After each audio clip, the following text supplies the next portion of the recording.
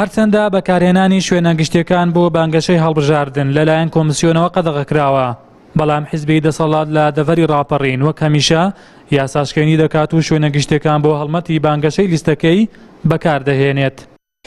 بەبیانی ئەوەی کە گوایە سەرەتای ڕاگەیاندنی لیستە بۆیە دەبێت مڕعات بکرێت و بەڕاستی ئەوە پێچوانی کۆمسیۆنەوە بەڕاستی خواردنی مافی هاوڵاتیان و بەڕاستی تێکدانی ژنگەی وڵاتەکەیە. بڵێن شوێنی گشتی کەواتە مافی تایبەتی کەسەکانی لێ دەچێتە دەرێ، مافی تایبەتی کەسی حیزبی و ملایانی سیاسی و شخصی لێ دەچێتە دەرێ. پێویستە بەڕاستی ئەو شوێنە مادام شوێنێکی گشتیە هەرچەند تۆشتی تایبەتە تەبێت دەبێت شوێنی تایبەتی خۆت دۆزیەوە بۆی کە ئیشەکانی خۆتی تێدا بکەین، نەک بەڕاستی مافی هاوڵاتیان پێشێرکەی چووکە کە دەڵی مافی هاوڵاتیان ئێمە هەر لە ڕێوە بەخسەی خۆی بۆچی دەچینە پەرلەمان. کاندیدانی پەرلەمان لە هەموو لایەنە سیاسیەکان دیعای چ دەکەن؟ دیعای خۆشبەختی و خۆشگوزەرانی و سەرکەوتون و مافی هاوڵاتی و پاراستنی مافی هاوڵاتی دەکەن، بەڵام لە ئێستا پێشەوەی بچنەوەی بەڕاستی مافی هاوڵاتیان پێشێل کردووە.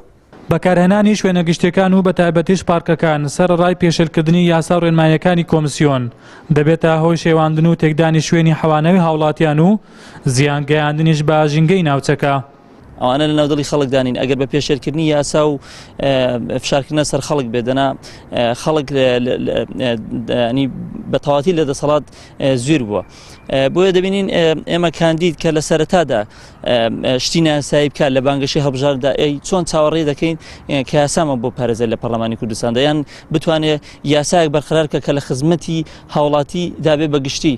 بەدڵنیە ئێمە چاوەڕێی ئەوان لێ ناکەین، بەڵکو یاسایەک دەردەکەن بۆ یاساکان لە بەرژەوەندی مانەوەی حیزبەکانی خۆیاندا دەبێت. بەکارهێنانی شوێنە گشتیەکان لەلایەن دەسەڵاتدارانەوە یان حیزبەکانی دەسەڵاتەوە شتێکی نامۆ نییە، شتێک نییە بڵێ تازە ڕووی دابێەوە لەو پێشی شار هەبوو دەسەڵاتی خۆیاندایەوە یاسا ئەوان لەسەر یاساون. بەڕاستی هیوادارین ئەم جۆرە بەکارهێنانە گشتیانە نەمێنن و بە شێوازێکی مەدەنیانە هەمومان پێکەوە پابەندی یاسا و ڕێساکانی کۆمسیۆن و دەوڵەت بین تا بتوانین بێکەوە خزمەتێکی باش بە وڵاتە بکەین و بەرەوپێشی بەرین.